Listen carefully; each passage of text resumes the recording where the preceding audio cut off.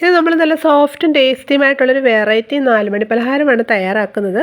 ഈ പലഹാരം എങ്ങനെയാണ് തയ്യാറാക്കുന്നത് നമുക്ക് നോക്കാം. സ്റ്റൗ കത്തിച്ചൊരു പാൻ സ്റ്റൗവിലോട്ട് വെച്ച് കൊടുത്ത് ചൂടായി വരുമ്പോൾ 1 ടേബിൾ സ്പൂൺ നെയ്യ് ഒഴിച്ചൊന്ന് ചൂടാക്കിയെടുക്കണം. ഇതിലോട്ട് 2 മീഡിയം സൈസിലുള്ള ഏത്തപ്പഴം ചെറുതായിട്ട് മുറിച്ചെടുത്തത് ഇട്ട് കൊടുത്തൊന്ന് വഴറ്റിയെടുക്കാം. ഇപ്പോൾ ഈ ഏത്തപ്പഴമൊക്കെ നല്ലതായിട്ട് വെന്തിട്ടുണ്ട്. ഇനി ഇതിലോട്ട് കുറച്ച് പഞ്ചസാര ചേർത്ത് കൊടുക്കാം. വലിയ സ്പൂൺ 2 സ്പൂൺ പഞ്ചസാരയാണ് ചേർത്തിരിക്കുന്നത്. കൂടാതെ ഇതിലോട്ട് 1/2 കപ്പ് ചിരകിയെടുത്ത തേങ്ങയും പിന്നെ ഒരു 1/2 ടീസ്പൂൺ ഏലക്കാപ്പൊടിയും കൂടെ ചേർത്തിട്ട് നല്ലതായിട്ടൊന്ന് ഇളക്കിയെടുക്കണം. 1 മിനിറ്റ് നേരം ഇത് നല്ലതായിട്ട് നമുക്കൊന്ന് ഇളക്കിയെടുക്കാം. 1 മിനിറ്റ് നേരം നമ്മളിത് നല്ലതായിട്ടൊന്ന് ഇളക്കിയെടുത്തു. ഇത്രയും മതി. ഇനി നമുക്ക് സ്റ്റൗ ഓഫ് ചെയ്യാം. എന്നിട്ട് ഇതുണ്ടല്ലോ ഒരു പാത്രത്തിലോട്ട് മാറ്റാം. ഒരു ബൗൾ എടുത്തു. ഇതിലോട്ട് നമുക്കൊരു മുട്ട പൊട്ടിച്ചൊഴിച്ചു കൊടുക്കാം. ഇനി ഇതിലോട്ട് നമുക്ക് അധികം പുളിയില്ലാത്ത 1/4 കപ്പ് തൈര് ചേർക്കാം.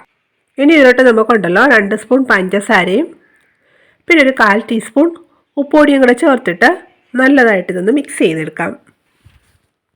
ഇനി ഇതിലോട്ട് 2 ടേബിൾ സ്പൂൺ സൺഫ്ലവർ ഓയിലും കൂടെ ചേർത്തിട്ട് നല്ലതായിട്ട് ഒന്നുകൂടി ഒന്ന് മിക്സ് ചെയ്തെടുക്കണം.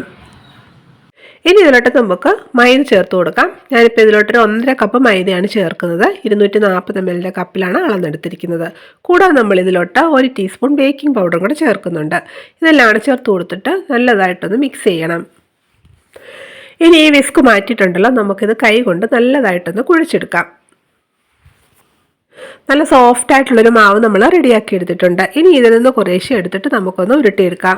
ഇതുപോലെ ഇത്രയും വലിപ്പത്തിൽ നമ്മളിതൊന്ന് ഉരുട്ടിയെടുക്കുകയാണ് കേട്ടോ. ഈ ഉരുട്ടിയെടുത്ത മാവ് നമുക്കിനി ഒന്ന് പരത്തിയെടുക്കാം. ഒരു ചപ്പാത്തി പലകയിലോട്ട് വെച്ച് കൊടുത്തിട്ട് ഇതൊന്ന് പരത്തിയെടുക്കാം.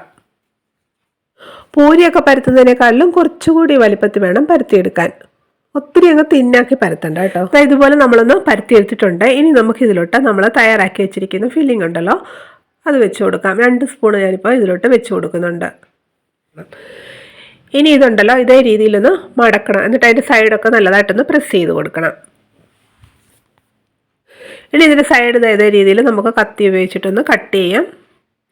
അപ്പോൾ നല്ലൊരു ഷേപ്പ് കിട്ടും.